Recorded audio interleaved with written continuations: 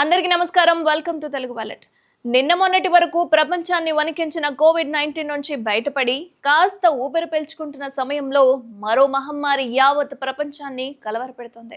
ఇది సోకిన వారికి కేవలం 48 గంటల్లోనే ప్రాణాల్ని హరించేస్తోంది.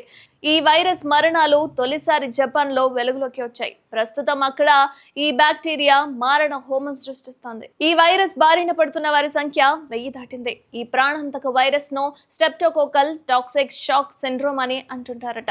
జపాన్ లోని national institute of infectious diseases March లోనే ఈ వైరస్ కేసులు వేగంగా తమ దేశంలో పెరుగుతున్నట్లుగా పేర్కొంది. అయితే జూన్ 2 నాటికి అక్కడ 977 కేసులు నమోదైనట్లు జపాన్ ఆరోగ్య మంత్రిత్వ శాఖ వెల్లడించింది. కాగా గతేడాది ఈ దేశంలో 941 కేసులు నమోదయ్యాయి. ఈ ఇన్ఫెక్షన్ బారిన పడిన వారిలో జ్వరం, చలి, కండరాల నొప్పులు, వికారం, వాంతులు వంటి లక్షణాలు కనిపిస్తాయట.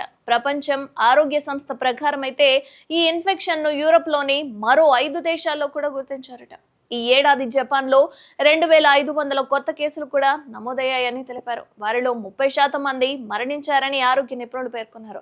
ఈ వైరస్ సోకిన వారిలో 24 నుంచి 48 గంటల్లోపు రక్తపోటు గణనీయంగా పెరిగి అవయవ వైఫల్యం, హృదయ స్పందన రేటు వేగవంతం కావడం, శ్వాసలో ఇబ్బంది వంటి లక్షణాలతో మరణం సంభవిస్తుందని తెలుపుతున్నారు. ప్రతి 10 మందిలో 3 మరణిస్తున్నట్లు ఆ దేశ ఆరోగ్య శాఖ వెల్లడించింది. 65 ఏళ్ల వయసున్న వారు ఎక్కువగా దీని బారిన పడుతున్నట్లుగా వైద్యులు చెప్తున్నారు.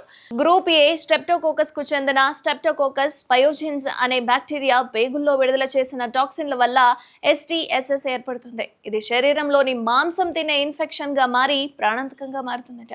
ఇది వేగంగా ఇతరులకు వ్యాపించే అంటువ్యాధి. 2022 చివరి నుంచి united kingdom, Ireland, France, Netherlands, Sweden తో సహా పలు దేశాల్లో ఈ వైరస్ కేసులు వేగంగా పెరుగుతున్నాయని జాగ్రత్తగా ఉండాలని చెప్తున్నారు.